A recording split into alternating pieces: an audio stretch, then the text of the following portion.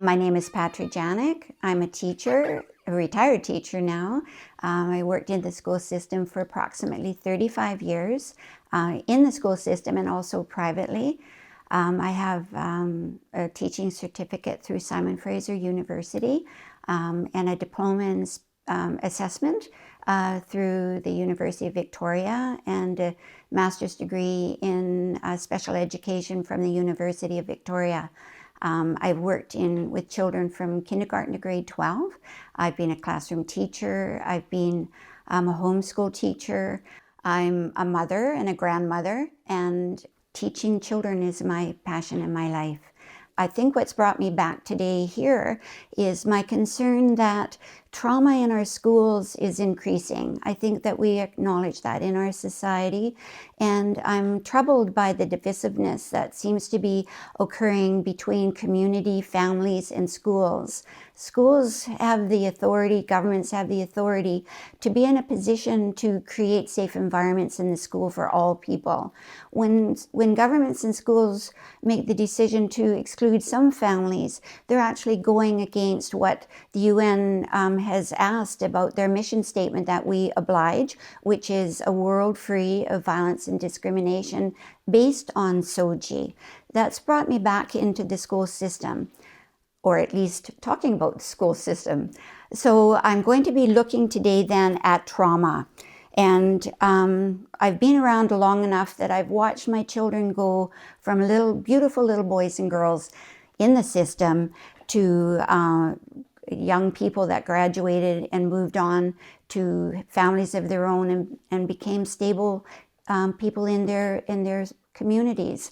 But I've also seen a great deal of tragedy in my years at school. I've seen a little girl in grade 7 commit suicide, leaving behind her grieving family. And I've seen 2 car accidents where these boys, one each, 16 and 17, died in a car accident, and leaving behind their traumatized family. And I've also seen a young boy that I knew from very early on graduate, marry, have 2 boys of his own, and then die of a toxic drug overdose at age 38, leaving behind his beautiful little boys and his young wife.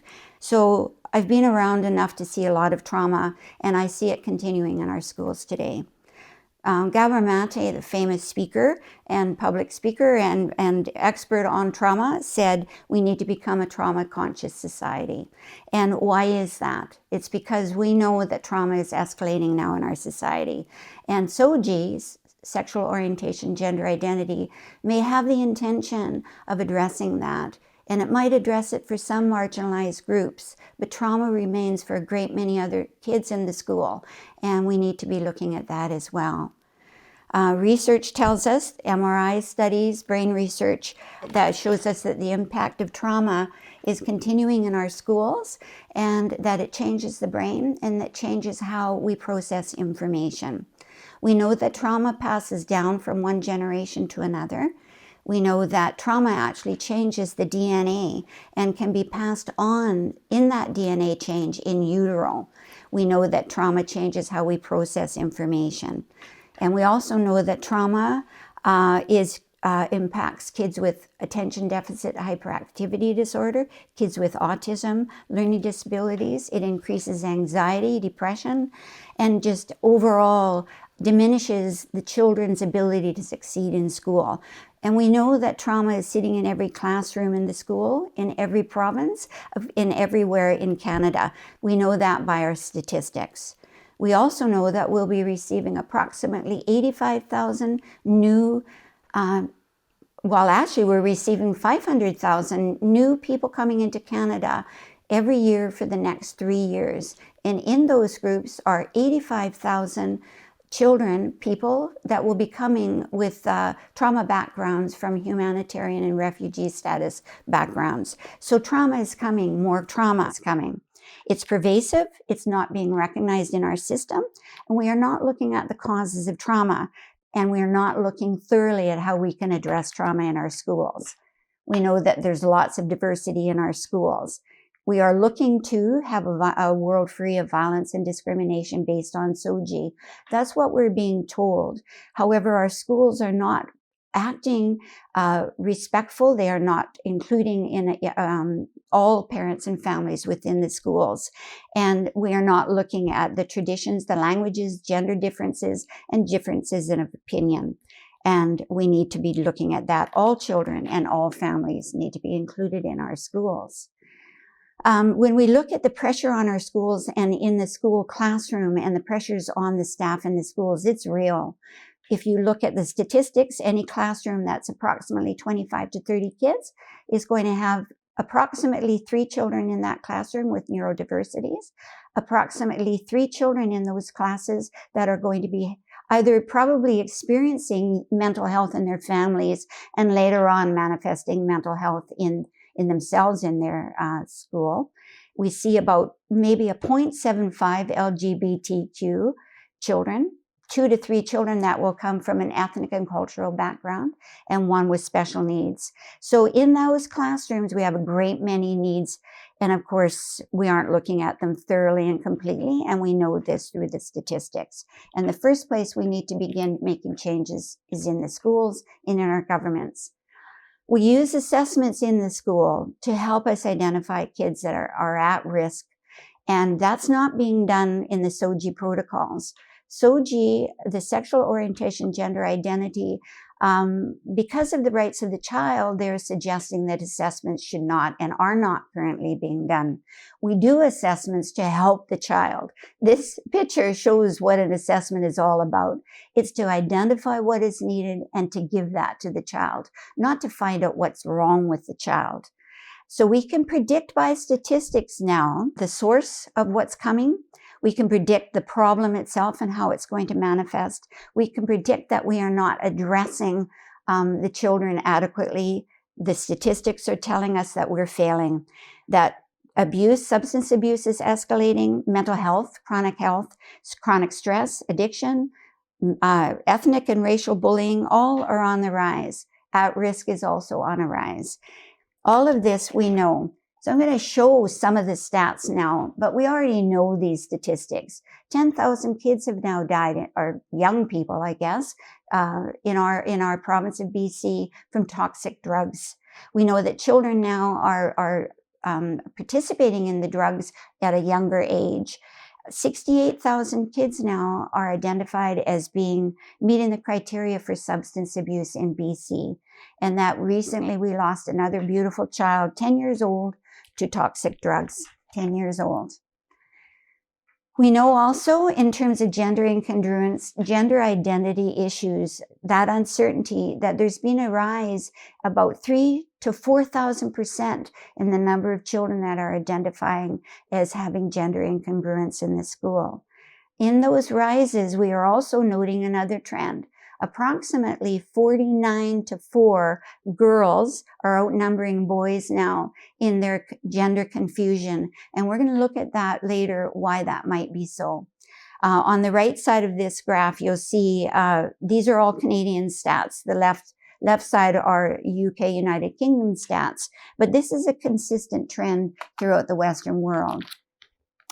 So we have to look deeply, we have to investigate, we have to ask questions. What's happening with our youth today? The statistics are telling us things are not going well for them. We have to look way back in time to find out what the causes are. That's what an assessment does. It looks back in time beyond the current behaviors. We might see a child that's isolated, a child that's got low academic performance, a child that has substance abuse issues. But we're going to look back in time to that to find out where that came from. Just as if we saw a tantruming child. When we see a tantruming child, we look at a child and we know that something happened before that tantrum. They might have not had enough to eat. Maybe they didn't have enough sleep. There's something that happened before the tantrum, and we know that we need to look at that. And the closer we get to understanding the cause of the tantrum, the closer we get to understanding how we can solve the problem. So next, I want to look at what an assessment in the school actually looks like. An assessment in the school is teamwork and collaboration, and it's always wrapped around the child. An assessment starts with looking at the student, and the student and everybody has responsibilities, and it's a back and forth thing. It includes the parents, it includes the professionals, it includes a greater community, and it always includes a teaching component. What does the student need to be better, to learn better, to know better? And so that we would provide that. An assessment's going to look at that.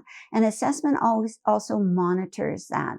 How are we doing? How is the student doing with what we're trying to do to help that student? I want to look at a little girl that I knew in grade 2. And this little girl was shy, withdrawn, a little introvert, invisible in the classroom, actually. She was struggling with learning to read. She was forgetful. She couldn't follow directions. The teacher had the choice. She noticed that little girl, but as we saw before, the teacher's busy. The teacher has a lot of other needs in the classroom, and this little girl just wasn't that far behind. So this little girl probably wouldn't be given an assessment, wouldn't be looked at more deeply. She's one of the many students in the class.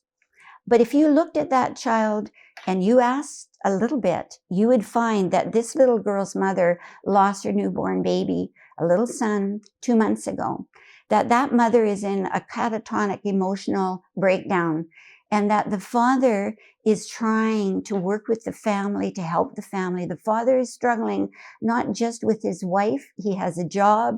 His wife is in a great depression. And sometimes those little kids arrive at school without their hair done and in dirty clothes. And so now we understand how it is that this little girl is struggling. If we didn't do an assessment on that child, even a questioning of what was going on, we wouldn't know really why that child was struggling in school. That's what an assessment does. So looking then at causes, looking back in time, looking back at where did that behavior come from? Why is that little girl in grade 2 that used to be an extrovert suddenly withdrawn and quiet? So when we're looking back, we're looking to that. Where did that come from? And so that's what we're looking at. So I want to talk a little bit about balance, because balance is so important. Some children seem to be more resilient, more able to withstand adverse events, but not all. But generally, a child starts out relatively balanced in the school system. And a child even might have ADHD, might have autism. They might have other adverse things happening in their life, but they still remain in balance. Then if we add more to the stress of this child, maybe a loss, could be a loss of a family, could be a divorce in the family, still that child may be able to withstand that. But eventually, if we continue to overload that child with stresses, eventually this is what's going to happen. The balance will be out, and we are going to see this. So what we're seeing then is behaviors. We didn't see what came before. We didn't see the bullying, the losses, perhaps the neural differences that caused all of this. But what we are going to see now are the maladaptive behaviors. These behaviors have a purpose. They're not purposeless. They actually serve the child in some ways. Substance abuse, it has a purpose, but it's maladaptive and not helpful over the long run. And we as adults know this. Eating disorders, the girl, probably 80% of the eating disorders are girls, is probably purposeful. That girl is getting empowered by her eating disorder. Gender incongruence, gender identity, these are all disorders. These are all behaviors that we can observe in a child, and they all have purposes, but they are maladaptive. But this is what we have when we see a child out of balance. And eventually, we're going to see this. Complete overload. And I'd say that that's what's happening in our schools today. I want to look at both the wounded heart. Gabor Mate calls maladaptive behaviors a wounded heart. And the wounded heart is going to display behaviors such as, these are all trauma-associated behaviors, behaviors associated with risk, trauma. Depression, anxiety, shame, suicide, low agency, substance abuse, self-injurious behavior, eating disorders, peer rejection, low self-worth, low esteem, cognitive challenges, ADHD type behaviors, impulsivity, isolation, memory loss, low esteem, self-blame, personality changes. These are all things we're going to see, but we won't understand necessarily the causes without an assessment. Poor school performance and adolescent development challenges, which are unnatural challenges that happen at certain periods in children's life. These are what are called the wounded heart. Gabor Mate calls them the behaviors of the wounded heart. On the left side in the purple, you'll see some of the contributing factors that cause some children to be less resilient, more prone to stress. It could be that they are coming from a trauma background, came from challenges, trauma in their childhood that are no longer present, but are present in their psyche. Biological variables, gender incongruence, identity confusion, mental health challenges, brain differences, neurodiversity, all of these, neglect, poverty, these are all causing children to be less adaptive, more prone to maladaptive, wounded heart behaviors. On the right are children or skills that children can have that cause them more able to respond to stress, more able to be adaptive. And this would be agency, a sense of power in their own life, social emotional awareness, positive peer relationships, positive family relationships, positive self-management skills, positive decision-making, self-regulation, resiliency. These are all skills that cause children to be able to adapt better to the challenges that come in their life. I call this the life jacket skills. These are the social emotional skills that can help a child. We can't stop adversity. We can't stop things from happening to our children, but we can give them the skills to help them to be more adaptive. So we're going to look now at the 6 areas that are considered to be the areas that cause children to be more likely to manifest maladaptive behaviors. They're going to come out of mental health issues, neurodiversity issues, trauma such as poverty, bullying, adolescent challenge, the time of that adolescent, that period in their life. Social media influence is huge today. We can't emphasize enough the influence of social media on our children and the adverse influence of that. And social political stressors. Keeping in mind, we're getting 500,000 new people coming into Canada every year for the next 3 years. Tremendous pressure coming from cultural differences. I'm going to start first with just looking quickly at mental health. Mental health for young children usually is going to be mental health children that are going to be dealing with mental health problems in their homes. Mental health, we know that 68,000 children now qualify for the criteria of having substance abuse. And natural differences in how children think is also going to influence behaviors that are going to be maladaptive. When I was first started working with children very many years ago in grade 2, just before recess, it was a normal day in the school. The children were doing fine in the classroom and everything seemed totally fine. And all of a sudden, just before recess, a little boy got up and raced out of the classroom.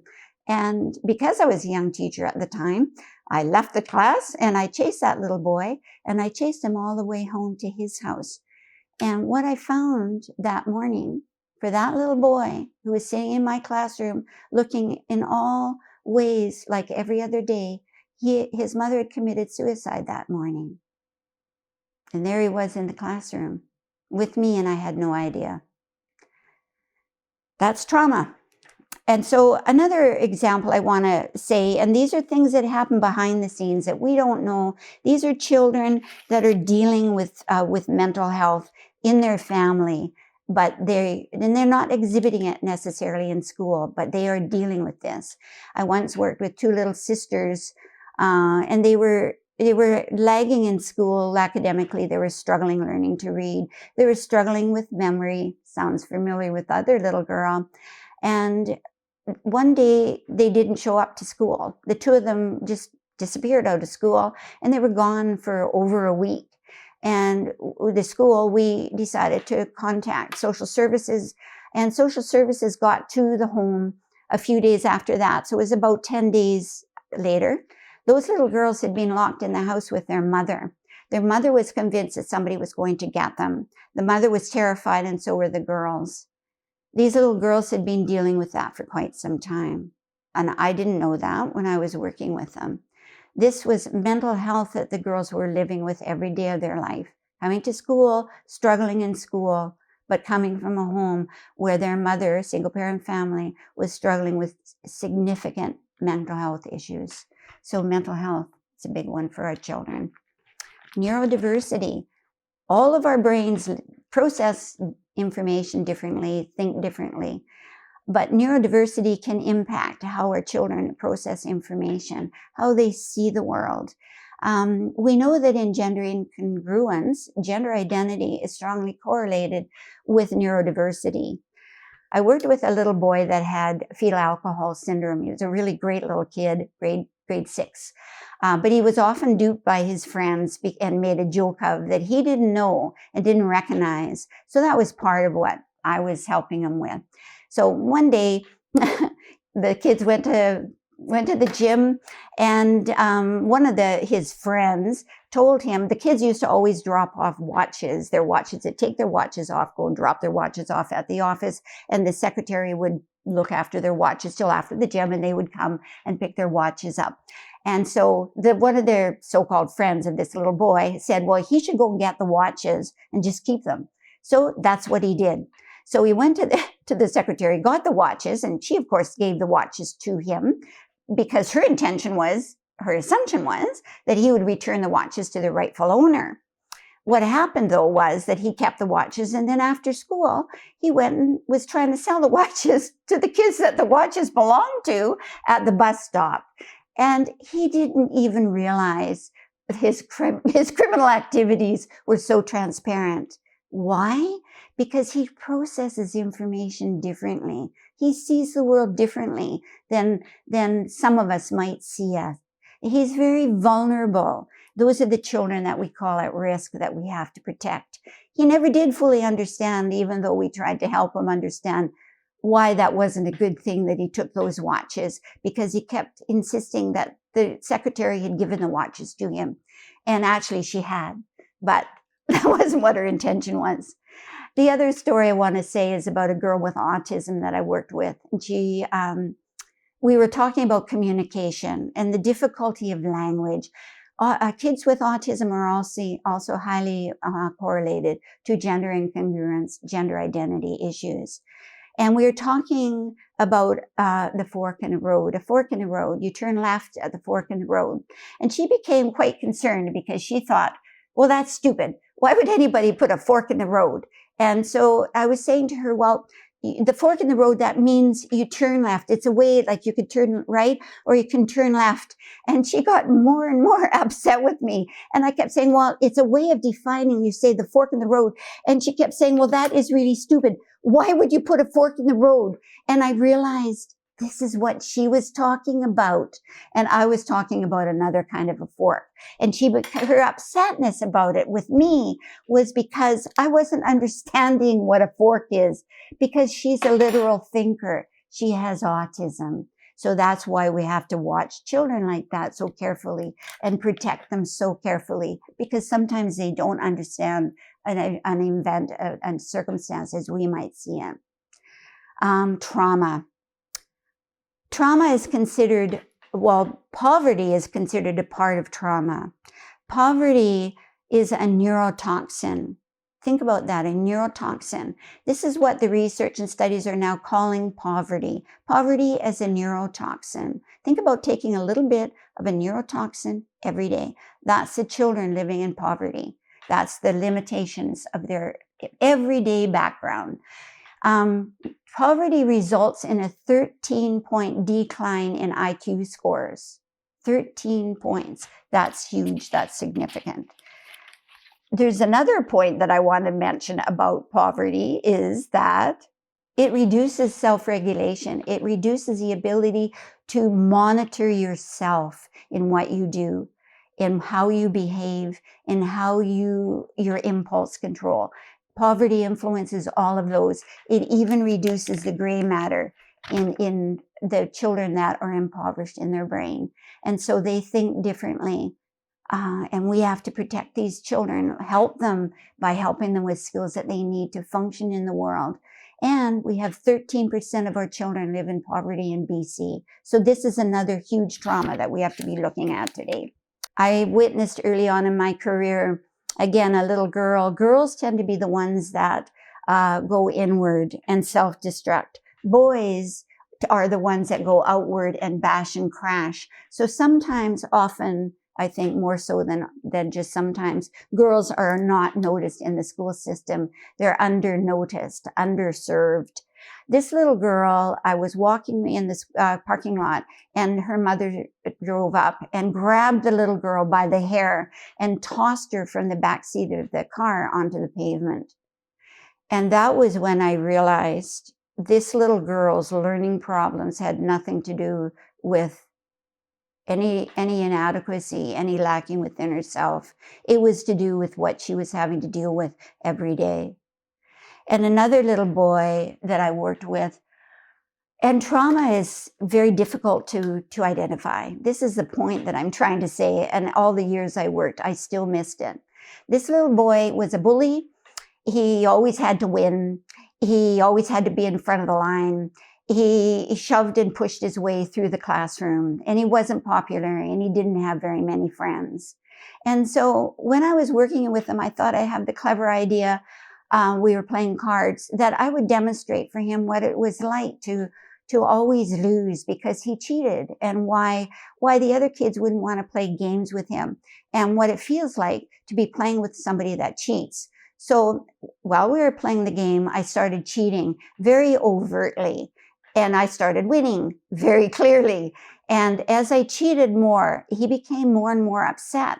And I thought to myself, well, he's really learning what it feels like to have somebody cheat, to win. But we were sitting on the floor playing cards. He dropped onto the floor, this little boy in grade 6, curled up into a fetal position, and he disappeared. And I lost him. He was gone. And so, of course, I cradled him and I held him and I called his name, and he eventually came out. But he came out of a place that I don't know where he went. But that's trauma. I saw it. And what I was doing was more than he could cope with. And by the way, his mother lives in a car and has no teeth, and his father is on methadone. We need to know this. We need to know this stuff, and we don't. If we don't do assessments, and we're not doing assessments in our schools, we're not looking into where these children are coming from. All right, adolescence. Adolescence is a wonderful time when you think back. It's a great time of opportunities when children are learning more and more responsibility. They're growing from children into young adults. There's so much potential in adolescence, but there is also a lot of pitfalls. You think back to your adolescence and you think about looking at yourself in the mirror and determining that your nose looked funny, or maybe you had funny teeth or you had funny ears. This is the time when adolescents inspect themselves in great detail to see if they look like their peers. There's a lot of peer pressure on them. It's like a car going down the road full out as fast as you can with the gas pedal right to the floor and no brakes. That's adolescence. And so what we see in adolescence today is a lot of trauma.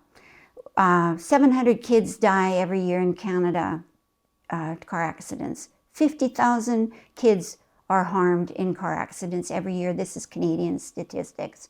A phenomena called rapid onset gender incongruence happens during adolescence. This is when adolescents suddenly determine that they have some kind of identity issue and they think they might be transgender.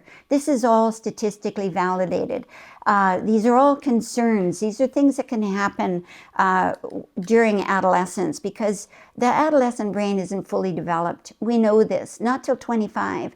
They have a long way to go before their frontal lobe sees the world as we see the world. I knew a girl that was 15, and this would show you the lack of foresight, the impulsivity, the inability to problem solve that is so classic of adolescence.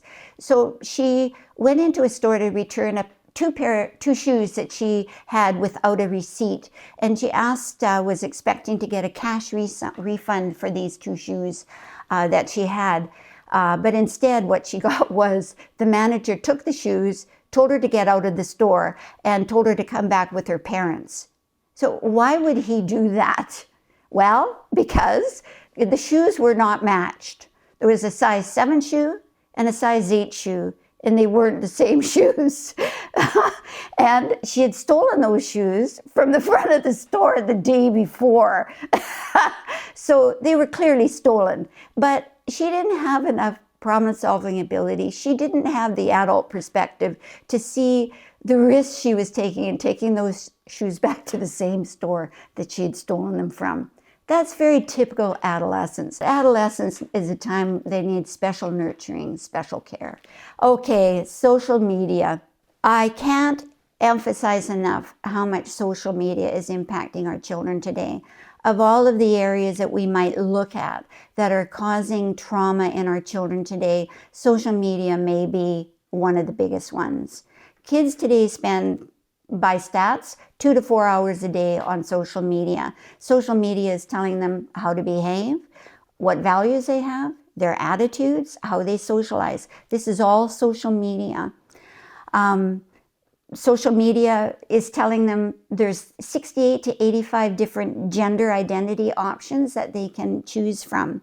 There's even a social media scale that is called the social media disorder scale. The social media disorder scale is based on the internet gaming disorder scale. Social media has now become a mental health disorder. This is not a small thing that we can lightly pass off. The sense of well-being that our children lose through looking at too much social media, their depression, their anxiety, their self-worth are all declined and correlate the degree to which they look at social media. The more social media, the less self-worth. And so the scales seem to be, we can look at this graph here that's showing that girls in particular seem to be more overwhelmed with social media than boys, but both are affected greatly. 45% of the girls say that the drama in social media is causing them to feel bad about themselves. So this is something along with the social media disorder scale, that this isn't something small anymore. And this is what we're seeing. The search of the perfect life, the search of the perfect body, the search of everything perfect, the search of perfection. That's what social media is showing to our kids today. There is now, I was shocked and dismayed to hear something called neuromarketing. Neuromarketing uses the brain research and the concept of addiction and how addiction affects the brain. They are using that knowledge through MRI studies and research on the brain to use those to influence the consumer's brain, how the consumer's brain lights up when they like something, how the consumer's brain, in this case the adolescent, doesn't like something. And so they're using those stats to be able to addict our children with intention. Currently, right now, we're looking at Mark Zuckerberg is in court because he has been found out to be using the shortcomings of youth to addict our children intentionally for behaviors that are going to cause them harm. So using the underestimation of risk, using the impulsivity of youth, all of these are being marketed by the neuroscientists now to sell programs. And what programs are they selling? They're selling game programs as well. And these game programs highly influence how children see themselves sexually and in terms of gender diversity. Most of the game programs the kids are looking at, this was a research that was done on 120 different popular game programs of youth, found that almost all of them highly represented lesbian gay relationships, and is influence how our children see the world. And so social media is a huge influence on impacting our children today, and is much suspected for the trauma that's facing our children today. And the last one I wanted to look at is the social political changes that are happening rapidly now in our schools. Keeping in mind, we're getting 500,000 new people coming into Canada every year for the next 3 years. We need to be ready.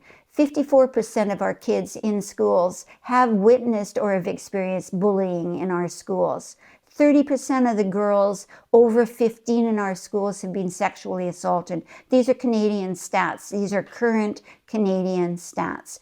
So now we're entering into a time when Canada is receiving yet more people, and we aren't ready for this. We aren't prepared for this. 25% of the Canadians in Canada now have not been born in Canada, and are bringing ethnic and cultural differences to Canada, and we need to adjust to this. Again, so just to review, SOGI, sexual orientation, gender identity, the end of violence and discrimination. So we've looked at the root causes of trauma. Where's the trauma coming from? The trauma is coming from mental health differences, neurodiversity differences, trauma from poverty, from bullying, adolescent stage development, just because they're kids. Social media, hugely impactful, and cultural and ethnic differences. All of that is influencing the trauma that we're seeing. That's the root causes of the trauma. And how are we going to deal with that? We need to be assessing it. How do we go from this in our schools to this in our schools? What helps some children be more resilient in spite of the fact that they're experiencing adverse events, in spite that they may be experiencing trauma in their life? For some reason, these children are able to be resilient. Some children manage to experience trauma and still manage to get through safely. Not all, but some. Children at risk do not see the risk. They don't see, and that's why they are at risk. They don't only underestimate the risk, they don't see the risk. A world free from violence and discrimination based on SOGI. Elizabeth Blackburn, who won the Nobel Prize for Medicine for her research and finding the telomeres associated with the aging process, said, "So much of what makes people either well or not is not coming from themselves. It's coming from their circumstance." So the events that happen in our lives, in our children's lives, she is saying in that it's coming from the circumstances. So what does it mean coming from the circumstances? And what does it mean when we say a world free of violence and discrimination? We all want a world free of violence and discrimination. All of us want that for ourselves, and especially for our children. All of us have probably experienced, the longer we live, the longer we're likely to have experienced violence and discrimination. However, it's not realistic to expect that all violence and all discrimination can be stopped when one marginalized, traumatized group receives their rights and is recognized and is championed, the LGBTQ, as much as their rights are very valid. But it is not realistic to expect that their rights, they're gaining their human rights and dignity and an end of violence and discrimination, that's going to equally transfer to the traumatized children and families that I've been speaking about this morning. That the other marginalized groups, the other traumatized groups, are remaining unrecognized and unseen. So when the rights of the child was implemented in 1966, it was really intended It was after the war, recognizing that children have rights that are different than adult rights. So that was 50 years ago that document was ratified by the United Nations. Sexual orientation, gender identity, equality bills emerged 50 years later in 2016. The language in both those documents are completely different. The intentions of those documents are different. The purpose of the documents are different. And how they are being implemented are completely different. When I looked at the rights of the child and read through the 42 articles, they are called, it was clear to me that the language that is being used is vague and open-ended, and it's intended to be applied broadly. When I looked at the sexual orientation gender identity bill, it's very narrow, very specific, and very focused on LGBTQ and trans rights. They are valid rights, of course, but they are not the same as the rights of all children. And so we need to be looking at that. And what has happened when we've combined the rights of the child and the rights of LGBTQ people through the equality bill? This is what's happened. So we have to look at what does gender affirmative care look like. Gender affirmative care is any way that we address an individual that's struggling with their identity in order to affirm their gender of choice. And there's nothing wrong with gender affirmative care. However, how it's being translated by our governments and our schools are very different. And this is what we have. Again, looking at the end of violence and discrimination. Remember our assessment that we looked at earlier. Assessments always include the parents. They always include the student. Everybody has a job to do. Everybody is responsible. There's checking in constantly to look to see how things are going with the child. How's it going for you? Is this working for you? What needs to be changed? And if things need to be changed, they're changed. It's all about the student. Wrap around that kid and make them safe. That's what assessments are. How can we help you up? This is not what's happening with the SOGI. The way it's being implemented in our schools, it looks like this. No assessments, no parental involvement, no collaboration, no support team around the child, no social emotional learning, no training, no responsibilities at all, no search for comorbidity. We know that gender incongruence is associated with mental health challenges and with also trauma-associated behaviors. We know that it is often correlated with autism and ADHD and some personality disorders. This is substantiated by the research, and we're not looking for that. We are not helping our children by doing this. So what happens when we affirm the gender-affirming SOGI-related rights as our schools are interpreting them? Rights of the child to self-identify. The rights of a child to self-identify. Would we think it's realistic to ask a child with epilepsy to self-identify and provide their own intervention? Would we ask a child who has cerebral palsy to self-identify and provide an intervention for their cerebral palsy? It's impossible. We would never do that. But we're doing that with our children every day in BC, in Canada, in many parts of the world. Self-identification. Right to enter all spaces. Once the child has determined the gender of their choice, they can enter all spaces without any question, without any care, with no restraints. Everything is open once that child is self-identified. All spaces are open to that child. The rights to demand that your pronoun, your name change, be used by the adults. All people. You demand it. That's your right. That's the SOGI-related right that's being given to our children. The other right that they get is to be gender fluid.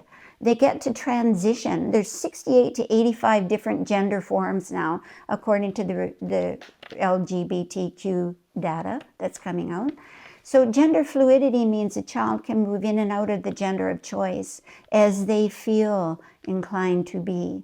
It's extremely confusing to everyone, but it is especially a confusion to the children that this is supposed to be helping. This is not helping our children. We are not helping our children. I want to look at, oops, wrong one. I want to look at what it actually translates, what these SOGI related rights actually translate into a school district. I'm going to focus on the school district that I come from. In this school district, I looked up the policy manual that was September 2022. And in this manual, this is verbatim out of the school district policy manual. Self-identification to the gender of choice is the sole measure and only criteria that the school district uses for a child to choose a gender of their choice. Nothing else, just a choice they get to choose. And so then once they've chosen, they get to, in the case if it's a male that's decided to be a female, they get to enter all spaces that correspond to the gender of their choice. All washrooms, all change rooms, all change facilities, everything is open to that student to the gender of their choice. The next one that they get to do is they get to participate in any activity that they wish that corresponds to the gender of their choice. And remember gender fluidity? Well, that means today I might prefer to be a female and participate in the female realm, but tomorrow I might decide I'm going to be a male. That's my gender of choice. That's gender fluidity that is sanctioned by the school district. The other right is the teachers. Everybody is obliged, that's a quoted word from the board policy book, obliged to call me by the name I've changed to. You are obliged to do that as adults. Very, very confusing for children, and it prioritizes the rights of confidentiality. So that means without defining an age limit, the school board, our school board, has given these limitless powers to children. They haven't defined the age. So a kindergarten kid could decide to the school, they want privacy, they have a right to privacy, they're going to transition at school, and they don't want their parents to know. And the school will do all this to support that child. And in addition, I'm going to quote this, the self-identified child has a right to have a member of the staff should be billeted, and this is in field trips, be billeted along with the student to further ensure the feeling of safety for that student. So in other words, when a school district has an out event, what required billeting, a staff member will go with that student to make sure they feel safe. That's very, very powerful powers, very powerful powers to give a child. Are there any responsibilities there? Any responsibilities given at all to the child? None. None at all. I want to look again and speak again a little bit about social transitioning. Social transitioning is considered the first step towards gender change. It's not play. It's not exploring. It's not a little boy in grade 5 seeming to think it might be cute to dress in a pink skirt. It's considered to be a first step in transition. So it's considered to be very serious. In Europe now, after many years of doing poorly in the whole SOGI, they are now recognizing the errors of their ways in some ways, and they're considering social transition a therapeutic approach, meaning that when a child is gender incongruent or feeling that they're in the wrong body, then professionals come in to support that child, not to change their gender of choice, but to support the child, because we know that child is going through some trauma in that transition or in the mistake of the transition. That's not the point. The point is to support that child. So that's how it's seen now in most European countries. Social transitioning is not a neutral act. It is a therapeutic intervention. That's not how we're seeing that in Canada right now. We're still seeing it as gender-affirming care. In gender-affirming care, that means that we're looking at how can we support that child in the gender of choice. And how do we do that? Once again, the SOGI-related rights, right to self-identification, right to privacy, exclusion of parents. social transitioning, it is not a neutral act. And it's also been documented in the research. Once a child starts down the process of social transitioning, gender change, what happens is it's very difficult for them to go back, to change. We know that as adults. And the big one here is there's no agreement in the literature that there's any validity whatsoever in transitioning, social transitioning. We still don't know whether it causes more harm, less harm, or does any good at all. That is confirmed in the literature. We don't know. That's what we do know, is that we do not know. And so, but what we do know is that gender incongruence is associated with mental health. We know that gender incongruence is associated with neurodiversity. We know that peer validation and peer pressure influences gender diversity or gender incongruence. We know that 80% of the kids that are gender incongruent, that feel they're in the wrong body, turns out that they aren't. 80% of them find that they just simply are LGBTQ. No big deal. They don't need to transition to be an LGBTQ person.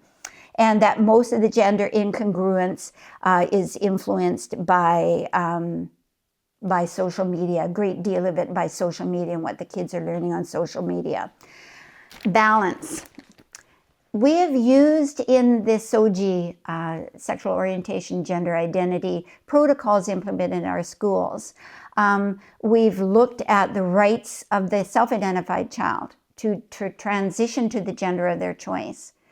The problem is that when the rights of one impede on the rights of another, then this isn't truly the rights for all. So I want to look at the right to enter spaces. Now, for the trans woman to self-identify, no safeguarding, no assessments, no scrutiny, self-identify as a woman, and then enter into what used to be female-only safe spaces. How are we allowing this? How is it? Because we've got two rights here, two separate rights that need to be looked at. We've got the rights of the transgender woman, and we've got the rights of women and girls to be protected and safe. One of the Sustainable Development Goals recognizes the urgency for women and girls. One of their goals, this is the UN, the World Health, UNESCO, and European Union all agree the goal is to achieve gender equality, that's female equality, and empowerment of all girls, because it's recognized that 50% of our world are not equal. And so that's a problem. So when we look at safety issues around transgender women entering female-only spaces, this isn't coming out of a vacuum. Here are some stats that we need to keep in mind about safety for girls and women. 30% of the girls over 15 in Canada are sexually assaulted.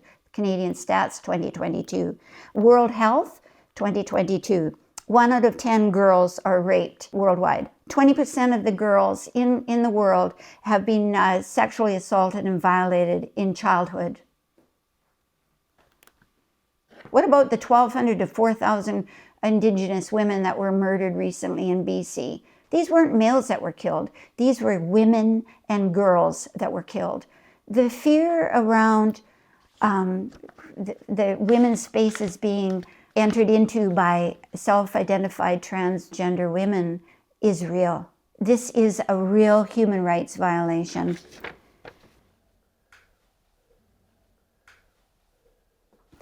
The next thing I want to show is the actual rights, what these rights actually look like. They're the same, but they're different. The transgender woman, again, the right to self-identify and enter female-only private spaces. End of violence against women and girls. That's the first one. Protection and safety, second and third one. These are all valid concerns for women and girls. And then comes equality rights, economic rights, domestic rights, cultural, and so on. But the first rights for all human women and girls are the end of violence against women and girls. The LGBTQ rights as determined by the SOGI Equity Bill. Gender affirmative care is the first one. That means they have a right to surgery, to hormones, to social transitioning. That's one of their rights that they have. They also have autonomy rights, sexual orientation, gender identity, gender expression. Those are rights given to them. They have those rights. And they also have rights for protection, safety, and acceptance. What is not a human right, what is not a right of anybody, is to self-identify, and in this case, to self-identify the gender of choice and to enter female-only spaces. We have to really understand this. That is not one of the human rights. That is being applied by our governments and schools, but that is not a right. And they're using the rights of the child to suggest that that is so, and it is not so. We have to recognize the risks. So this is what we've done.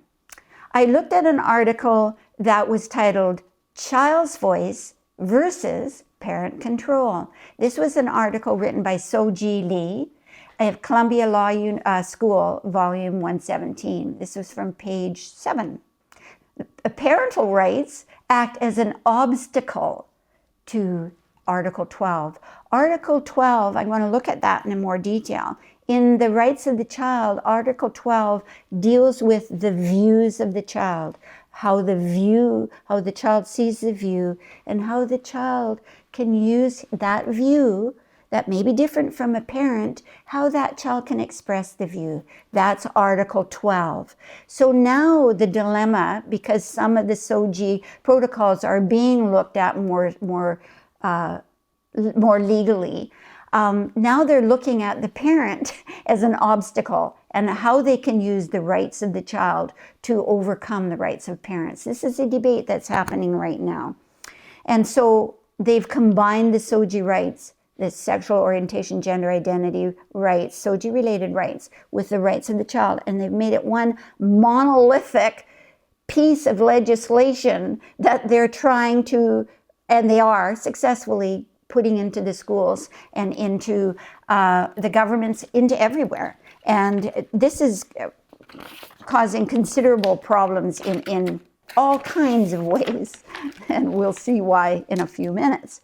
Okay, let's take off this mask. So if you look at the mask, we've got the SOGI rights hiding behind, and you've got the rights of the child in front. This services very well our governments and our schools because they've got the mask, they can hide behind this mask, and that mask is the rights of the child. So when we try to look or question things about the SOGI-related rights that we're not comfortable with, like the right to enter private female spaces, you can't talk about that because those are the rights of the child. In actual fact, if you read the rights of the child, that is not a right. If you look again at the Article 12, which is the view of the child and the right to express that view, that's all that article says. It doesn't say more. How do you interpret the view and the right to express the view? That is the problem that makes it so difficult. It's very interpretable. But the intention of the rights of the child, the intention of that document written 50 years ago is very different than how it is being used today, 50 years later, for the implementation of the SOGI program. They're very different. Two different documents that are being combined for a purpose that is different than what the original rights of the child were written for. So we need to be looking at the meaning. What is the meaning of the SOGI rights? What is the meaning behind the rights of the child? I'm going to quote Gordon Neufeld.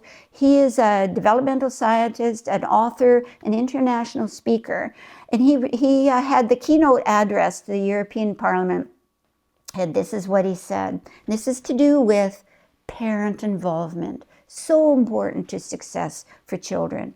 Children's hearts belong to their families, not to the state. Children's hearts belong to their families, not to the state. Further, he went on to say, children need to be raised by their families, which in turn needs to be supported by the state. Family first, then the state. The state's job is to support the family. The state's job is not to impose on the family things that they believe to be right when the family is adverse to that. And we see that now with all the spiritual backgrounds that are not able to accept the SOGI mandates. That would be the Sikhs, the Muslims, much of the Hindu population, many of the Christian families. They can't accept what's going on because they are family. They're concerned about their family, and we need to be supporting them as they support their family. And that's diversity, and that's acceptance, and that's the end of violence, and that's the end of discrimination. We need to be doing that. We need to be modeling that for our children and our families, and the governments need to be modeling it, and they are not modeling what they are saying. They are saying the end of violence and discrimination. They are not modeling it.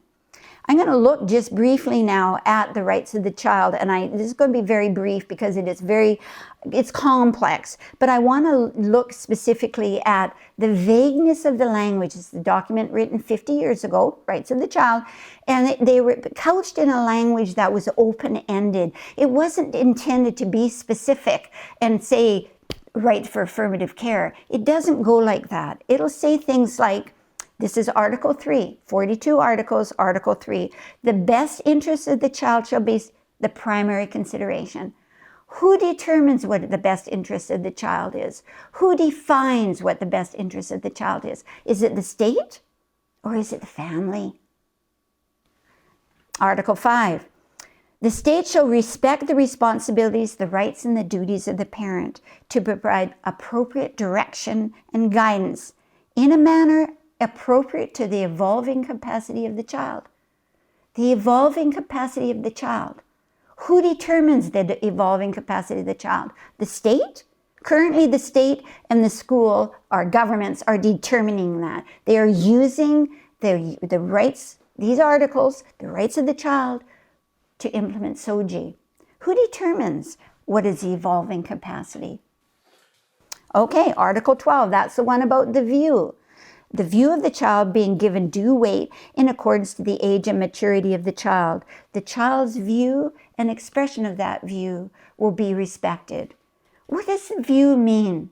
What does the view mean? Who determines the view of the child and how the child will express that view? Does the state determine that, or is it the family? Article 14 states that they respect the rights and duties of the parent and to provide direction for the child.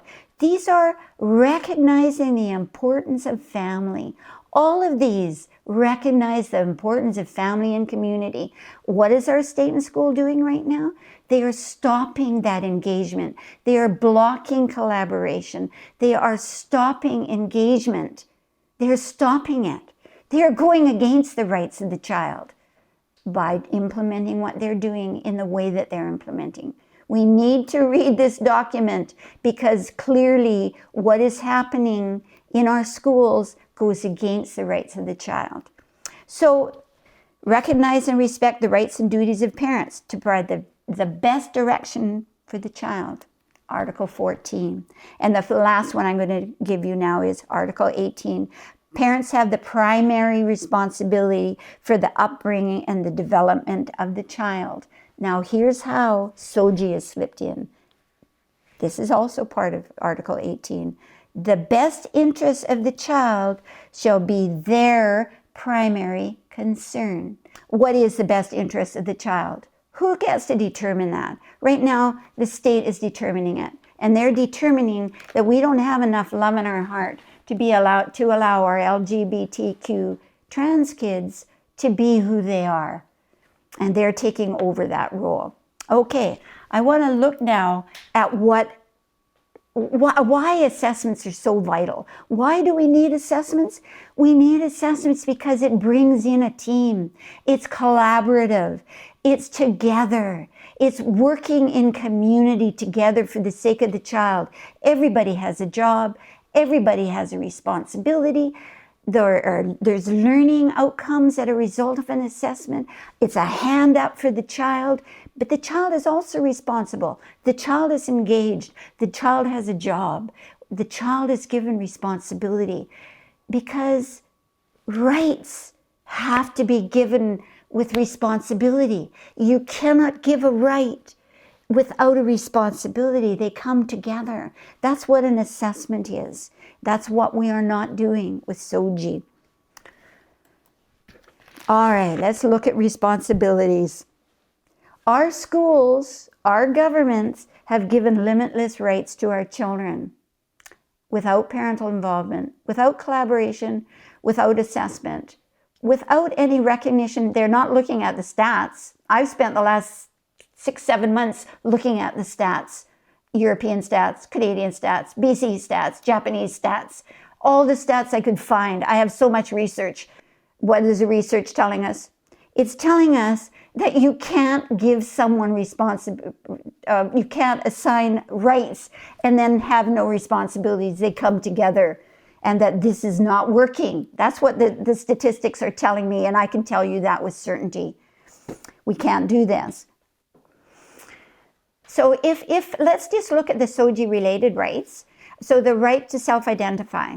With that self-identification is an automatic series of rights that are given, sanctioned within the school system now with that right. The child is not taught. When you have a right, if I am going to enter into a space that is not a typical space for me to enter into, I have to enter into that space with respect. I have to enter into that space understanding that others might not be comfortable. I have to understand and be responsible that my behavior, how I am, how I proceed, affects another, can be both positive and negative, but I'm not isolated from my community. Our schools and our governments need to help us teach our children social and emotional resiliency and responsibility. We have to help our kids know. We have to help our kids know that when they get a right, it's not entitlement. You're not entitled to a right. You don't get a right because that's your right without responsibility. Rights come with responsibilities. They are together, not separate. And that rights come with obligations. Rights come with obligations. SOGI, sexual orientation, gender identity rights, those rights have not come with responsibilities. They have not come with obligations. And that's probably one of the main things that we need to look at collaboratively with our schools and with our families. We need to open up the doors. If our schools don't do this, they're ignoring the research. They're ignoring the association between gender incongruence and mental health. They're ignoring the comorbidity. They're ignoring all of that. They're ignoring the importance of parents in the roles of their children's lives. They're ignoring all of that willfully. And so they are responsible. The schools and the governments are responsible. They are knowingly implementing a program that is harming some of our children. I'll quote this. To cut off the confusion and accept an answer just because it is the answer and it's too scary not to have an answer is a good way to get the wrong answer. And it is not wrong to have a wrong answer. We can still come together to help to change this, and we must do that. We can teach our children resiliency to roll with the punches. We can teach our children when they fall, they can get up. It's okay. It's part of life. We can teach our children about peer pressure and how that pressure can cause them to behave in ways that is not safe for them. We can teach our children about addiction. How about teaching them what addiction looks like? We're all addicted. Addiction is a part of the brain. That's what's being discovered with neuroscience. That's what the researchers that are implementing programs to help the consumer buy a product, that's what they know about addiction. Our children need to understand thoroughly what addiction is. Are we teaching it? No, we aren't. We need to teach kids truly what diversity means. What a great time for us now to come together and model diversity. When we are faced with having to Be with people that we may not agree with, that we may have different views, that we may have different opinions, that our governments and our schools and our communities, they all have different opinion. That's diversity. We need to come together. Let's model it. Let's show it. This is a chance for us to do this. SOGI has an opportunity within it for us to show, for us to walk this journey of diversity, not talk it, walk this journey. So we've gone through a huge amount of information. We've looked at trauma. We've looked at the causes of trauma. We've looked at kids and how kids look at situations differently than we as adults do. We've looked at how kids with neurodiversity and mental health issues are also going to be more stressed and more subject to making errors in their decision making, putting themselves more at risk. We've looked at all of that. We have to look now at what we can do to make some changes. We have to help our children. They need us to be together in community to help our children. Here are some things we could do. We need to start insisting that our schools do use assessment with our kids. They need to help and bring the family in. You don't do an assessment without family and community. Bring these assessments back with these kids. We know about trauma. We know where it comes from. We can predict it. We don't need to wait till we see substance abuse or suicide. We can get before that. That's what an assessment can do. We can ask our schools to do assessments on our children. We can hold our schools accountable. How are they defining SOGI-related rights in measurable terms? What exactly is the best interest of the child as they take it from the rights of the child? How are they defining that? What is respect, the duties of the child, the responsibilities of parents? How are they defining that? How are they defining the view of a child? How are they determining that should mean that self-identification is the way to determine that Article 12, the view of the child, to transgender behavior? How are they defining that? We need to ask our schools that. And we also need to download the rights of the convention, the rights of the child. It's not really that long, 42 articles. If you get the UNICEF version, it's the point-by-point form, and it's much better and it's way easier. And it'll help you clearly to see that the rights of the child have nothing to do with the SOGI-related rights. The schools and the governments are using that to implement a program. They have no relationship whatsoever. Learn that and understand how the rights of the child are being interpreted, repurposed for the SOGI-related rights. And then the other one is, we need to be implementing in our schools social emotional training. We need to put a curriculum, social emotional training curriculum that the children are exposed to every day they learn. If they can learn now in kindergarten about transgender behavior and sexuality, which is the SOGI one, they can learn about addiction in kindergarten. If we approach it right, they can learn about peer pressure. They can learn safe use of social media so girls don't feel they have to diet at age 9 to be able to look the perfect body. We can use social emotional skills training, and there are robust programs and excellent programs. We can insist that we use that kind of a program in our school because it will help all of our beautiful children, all of them. And it doesn't matter whether they're transgender, LGBTQ, it doesn't matter where the trauma is coming from, how they are. This is the way to help our children up, social emotional skills training. That's how we can move forward with the SOGI and truly address all the needs of all of our children. And they all are beautiful exactly as they are, but they need our help.